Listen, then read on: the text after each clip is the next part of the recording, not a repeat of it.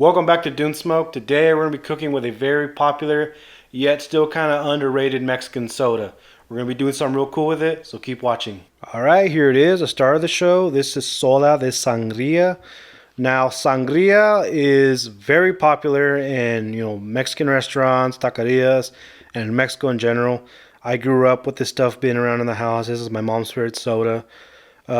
What makes this unique is this is actually made with wine grapes. It's still a soft drink. It's still pretty much like a grape soda, but it has the quality of like a sweet wine. And so it took a while for us kids to get into it, but it's really popular. Yet it's also kind of unsung.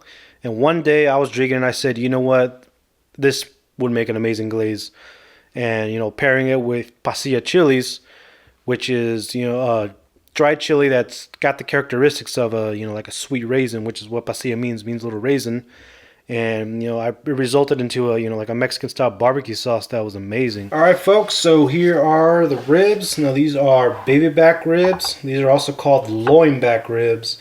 Now baby back ribs come from the top part of the rib cage of the pig, and then lower you got your spare ribs.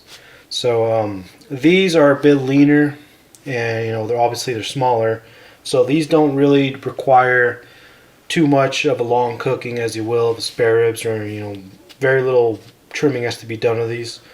But there is something I do want to go over, and that's the back right here. Now this is a membrane that's pretty tough. Some people keep them because they think it holds in moisture, but it's just in the way. So in order to get rid of it, is you need something blunt right here, like a butter knife.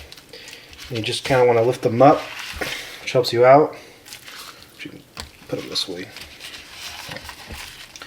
Lift them up right here, just to get under there.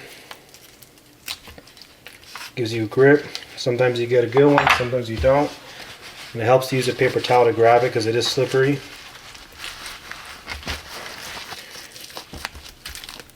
You just start pulling it off like that.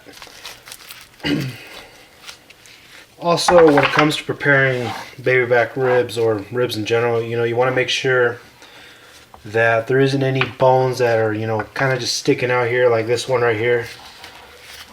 This when we cook them, he's pretty much gonna fall out. So I like to trim them just to make sure this whole rack cooks evenly.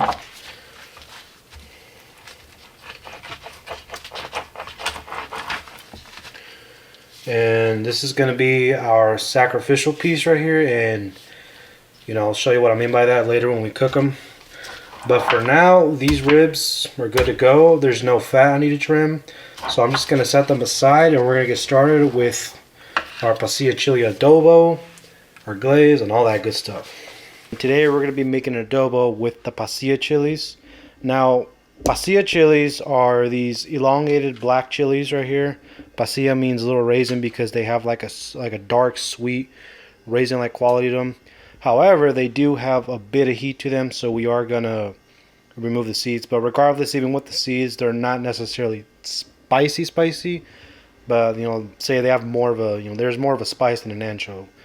And speaking of that, if you live out here on the West Coast, out here in California, there is a lot of mislabeling of pasilla chilies. You'll often see ancho chilies, which are actually dehydrated poblanos, being called pasilla. And you want to pay attention to the shape to make sure you're getting the right thing. So the real thing, I'm sorry, is like this: long, slender, and leathery. Pasilla chilies come from a chili known as chile chilaca. When these are fresh, these are big, long, skinny chilies like these, and they're green. But these, when they dry, they become very black. You're also gonna find them known as chile negro because they do get very dark and black.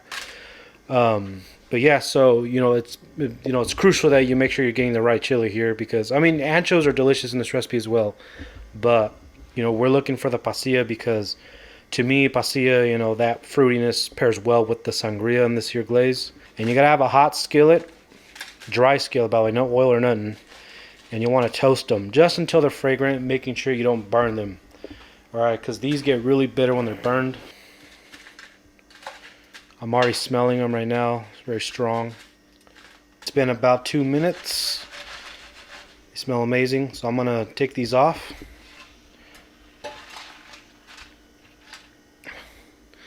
And for the next step is you toast your garlic in the husks and everything. Now what this does, it's gonna let them kind of get roasted. They're gonna get soft and they get a lot sweeter. So I'm just gonna let these toast until they're soft and tender and blackened in some spots. Alright, so my garlic's looking good. It's got nice some black spots. Getting kind of soft. That's what you're looking for, and smells amazing. And the next and last thing we're gonna toast is our cumin seeds. Now you don't want to cheat and use ground cumin. I mean, sometimes I do that, but you know, to get the best of an adobo is you gotta start with the seed and grind them yourselves. Oh my gosh. Now keep in mind, cumin is very strong, and this only lasts for about 1 minute before these become too toasted. So real quick, I'm gonna take them off now.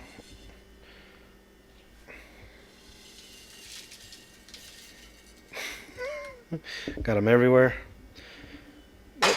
So I got my cumin and garlic ready. I got my chilies right here. The next step is to soak these in water, let them get soft, and then we're going to combine everything in the blender. Alright, so my chilies are done soaking. I put them in here with the garlic cloves and the cumin seeds, in which I, by the way, I peeled the garlic. And to that, we're going to add the soaking liquid that the chilies were soaking in. And it's crucial that you taste the water, make sure it's not bitter. You want it to have just like a, you know, it's gonna be strong obviously, but you want it to have just a pure chili flavor. If it's too bitter on your tongue, then you know, just discard it and use plain water. And this is what we're gonna use to loosen up the adobo. So I'm just gonna pour some of that in there.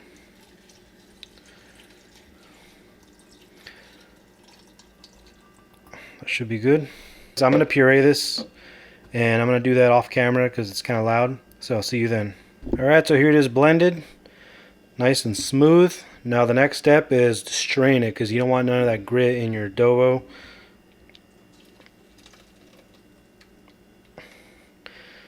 And this step takes a little arm work. Because you want to press all that out. So you're just going to keep pressing. Oh shit. Alright, here it is, nice and strained. Now I'm going to set this aside and we're going to get started finishing the prep of our ribs. Alright, so to finish preparing the ribs, what I like to do is known as a mustard slather. Now, what a mustard slather is when you pretty much put a very light coating of mustard before you apply your rub or seasoning. And you know, the belief is that the mustard helps form the bark or crust, whatever, but I do it for the sake of flavor. You don't really taste mustard, but somehow mustard has this affinity for wood smoke. So whenever time I use the mustard slather, like my ribs or whatever, I put it on ribs, pork, beef, whatever, it just gives the flavor a much more it gives the smoke flavor much more, it makes it more pronounced. And so but that's also an opportunity to add even more layers of flavor, because what I do is I like to add a couple of things to my mustard slather. And here I have mixed some of the adobo we made, just a couple splashes of Worcestershire sauce and a splash of red wine vinegar. And so yeah, just mix it up and then lightly coat your ribs, just so light, just enough to give it a little coating. You don't have to go crazy with it, that'll be too much. I'm gonna turn them.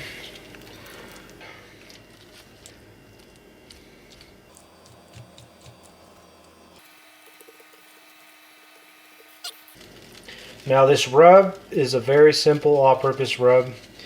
All it is a mixture of garlic salt, onion powder, black pepper, and a little cayenne. I'm not doing nothing too sweet, because this glaze is sweet enough for me. And these ribs are supposed to be kind of more on the like the savory side rather than your classic barbecue flavor. We'll do one of those.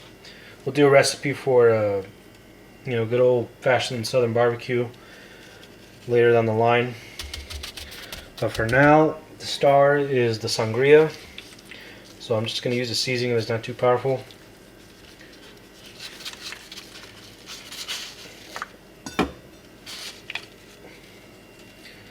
Alright, so like I said, we're going to let this sit, let it get tacky for a minute. Just a good, 10 minutes, and I'm going to flip it over, do the same thing. Alright, so let's do the top side now. Now, since this is where all the meat is, I'm going to be more generous. And of course, I'll definitely have all the ingredients for everything I use down below.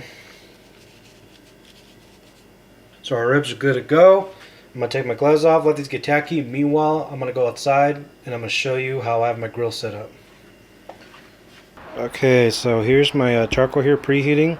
I have half a chimney's worth of natural briquettes, and natural is just the Kingsford blue bag. And half a chimney usually gets me to the temperature I want, which is 300 to 325. Now that's a rough estimate, but I've done cooks with my thermometers, and that usually ranges around then. But anyways, yeah, so yeah, that's a little hotter than the typical 225 or 250 when you're doing low and slow. But these are going to be we're going to cook them a little hotter just to get them done a little faster. These aren't ribs to be fussy about. So yeah, so I'm going to let this preheat, and we're going to put a piece of wood in there, and we'll go from there. Alright, so here's how I have my grill set up now that I have the coals dumped out. I scrape them to one side to create an indirect fire. And what that is obviously, you create a fire one side and you leave another side void. That way you create kind of an oven-like effect in your grill. And, especially with these Weber kettles, this creates circulation. These are domed for this. So pretty much, wind's going to be coming through. It's going to be going over the food. The food's going to be right here. It's going to go over like that. So, anyways, here's my fire. And I put a big old piece of coastal red oak.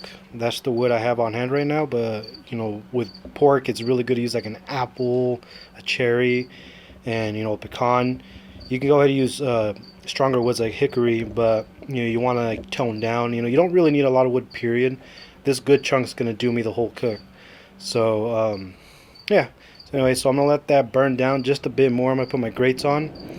And, yeah, I'm going to let my grill preheat. I'm going to come out and put the ribs on and get started on our glaze.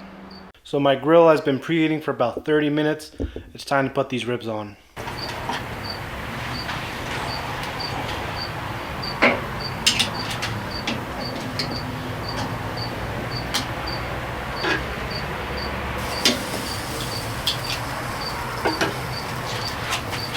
Alright, so here's my ribs, and here's the sacrificial piece I was telling you about. So what this is going to do, it's going to burn up, and it's actually going to add flavor to the wood smoke. It's going to give the wood smoke kind of like that. Kind of what you get from direct grilling when the fat drips down to the fire. That flavors your meat, and that's what's going to add to the smoke flavor we're going to do here. So it's a good idea to use up all your trimmings and all that good stuff. So anyways, yeah, so I'm going to put the lid on, and we're going to go from there. Alright, now with the ribs cooking away, we have just enough time to make the glaze.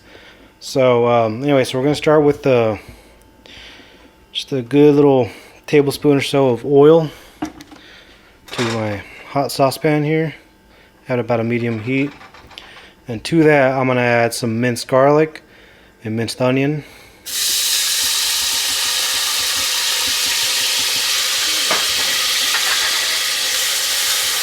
Get that going. And I'm only going to sweat these. I'm not going to caramelize them or none. I just want to sweat them, get them soft. Whew, that never gets old. Smell onion and garlic. Classic. So I'm just going to let that, cook down a bit, get nice and soft before we add anything else. Now it's time for the important part here, and that's adding the adobo. And it's important that you add it right now where there's not enough liquid, so you can actually caramelize this, right? You want to pull out its flavors. So just dump that in. Try to get all of it. And immediately your house is going to smell incredible. And to this, I'm gonna add some allspice, also known as pimienta dulce, which works really well with the flavors we're going with here. Stir that up. And now I'm gonna let that kind of start to brown up, you know, kind of caramelize a bit. So here it is caramelizing. It's crucial that you keep that stirring so it doesn't scorch. Oh, it smells amazing. And this process takes about maybe like 5 minutes. Alright, we got to where I want it. It's darkened a bit. Oh, that smells amazing. Anyways, so now we're gonna add this sangria. And I have about 4 cups worth right here. I'm gonna carefully put it in.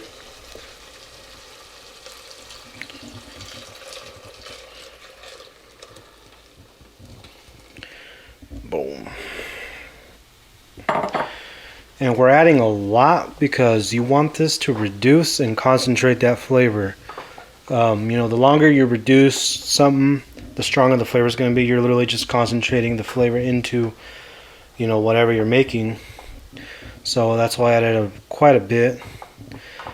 Just going to let that mix up a bit. And to this, we're going to add some citrus juice. Now this is a juice of 1 orange and 1 lime. To that, I'm at a cup of piloncillo. This is grated piloncillo. Piloncillo is that crystallized sugar you see. It's in a cone shape at a Mexican market. Easily just use brown sugar if you don't want to use that. But piloncillo, just to go with the Mexican theme. Some red wine vinegar. That's about a half cup.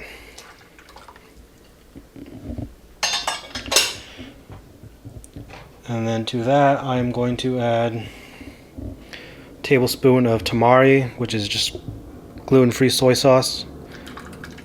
And then, you know, I don't use tamari just because, you know, I'm going gluten-free here. I actually like the flavor out of most soy sauce from tamari. It's got a very good pronounced soy flavor. To that, I'm going to add some Worcestershire sauce. Just a couple dashes. Just a 1/4 cup here of balsamic vinegar. And then we're going to add the zests of both that lime and that orange. Oh, I'm going to have to put the camera down and scrape that in. Alright, I got my zests in. Now we're just going to stir everything to combine. And this will reduce for a good 30 to maybe 40 minutes. You know, we do have a lot of liquid here. I'm going to let it come to a simmer, and I'm going to reduce the heat more and just let it cook down until it gets nice and thick and syrup-like. As you can see, the sauce has greatly reduced. I tasted it, I adjusted for seasoning, some salt and pepper, and I added just a little bit of honey. It needed just a little bit of sweetness, so it is crucial that you taste before you use it. And yeah, so if you think it's too sweet, you know, this is where you would add a little bit of lime juice or a splash of vinegar. But if you're satisfied with the result, all is left to do is just strain it and set it aside and have it ready for the ribs. Alright, let's see what we're working with here. Here they are. Took on some smoke. Apologize for the gardeners. Looking pretty good. They're bending a bit slightly. That means they are getting nice and tender, but I am going to put them in the foil. And the sacrificial piece is pretty much just bone now. So yeah, so I'm going to take them inside, wrap them in foil. Alright, so ribs are laid out on 2 sheets of heavy duty aluminum foil. Now I put them down flesh side down. And yeah, so at this point a lot of people like to add things, you know, they like to add some additional liquid to help them break down or provide some flavor. They also like to add some butter, brown sugar, drizzle some honey, and it gives them that glossy glaze that's popular in, you know, competition barbecue. But you know, for me, I'm just gonna let them cook in their own juices. And yeah, so you could also glaze them right here and now, but I personally just like to wait till the last minute. That way, you know, there's not so much sugar on here that they char up too much when I grill them.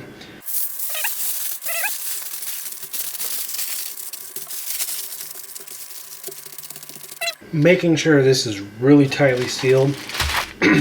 I don't want any steam happening. You want them to braise a bit. You want them to steam a bit, and you don't want them to boil.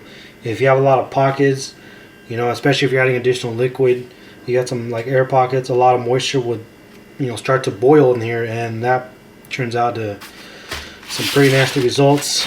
So I want steam for them to braise, to break down, and you'll see it's not really going to affect that beautiful crust we had out there. It will soften a bit, but again, we are charring these, so these will get a wonderful grill flavor, nice crispiness, and because they were smoked, it's pretty much going to be like bacon, alright? Be amazing. So yeah, so I'm going to take these back out there and let them cook. Alright, let's see how they are. Ooh.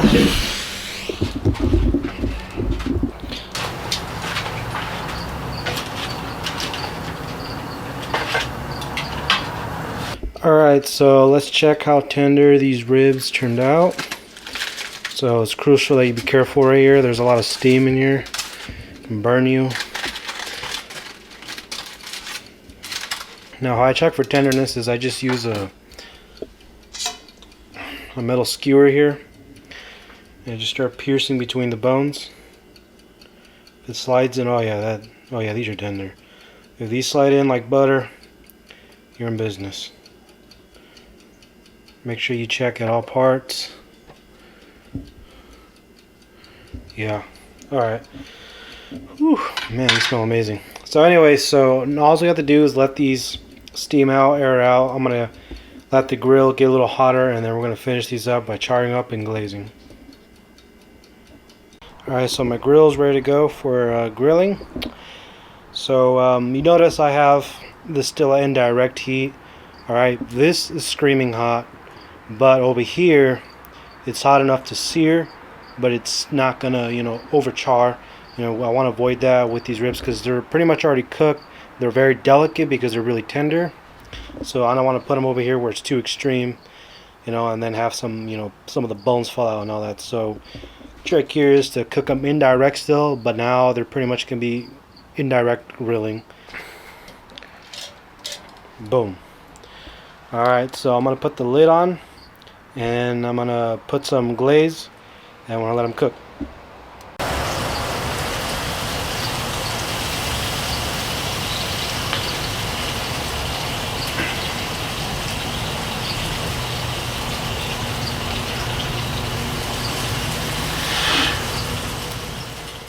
Alright, so it's been about 20 minutes. Let's check on these ribs. They smell amazing. Damn, that's a hot lid.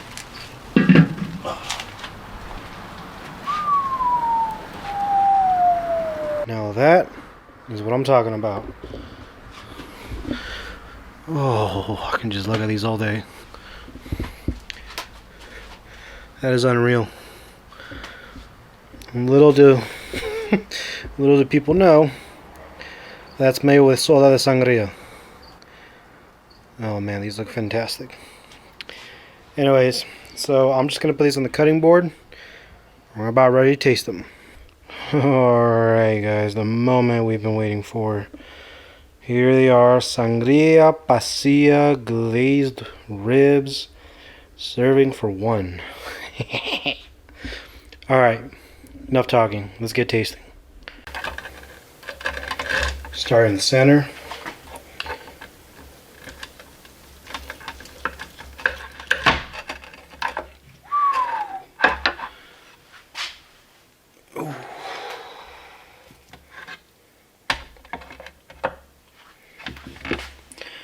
Got a bit of a smoke ring happening here. Not sure if you guys can see that. Oh man, I'm excited.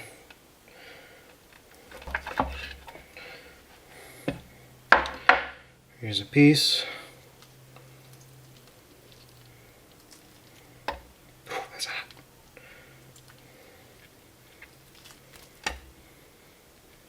Pretty clean. Got a little piece that fell off right here. Damn. Cheers.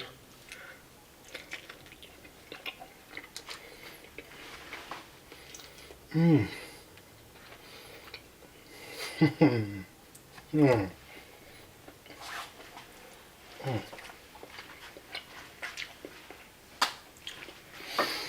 Oh. I'm a happy dude. You will be too if you make these ribs. These are foolproof, alright? That foil trick will guarantee you this tenderness. You just gotta be a little patient, you know, it takes a little bit, but promise you, they always come out this tender. Mmm. Alright, you guys, thank you for watching. If you like what you see here, hit the subscribe button, give it a like, tell me what you think, and thank you so much for all your comments as well. You guys are really, really generous, nice, sweet, all that good stuff. Thank you. Yeah, man, those ribs are amazing. I'm gonna go back in there, I'm gonna kill them. So yeah, give them a try, and see you in the next video.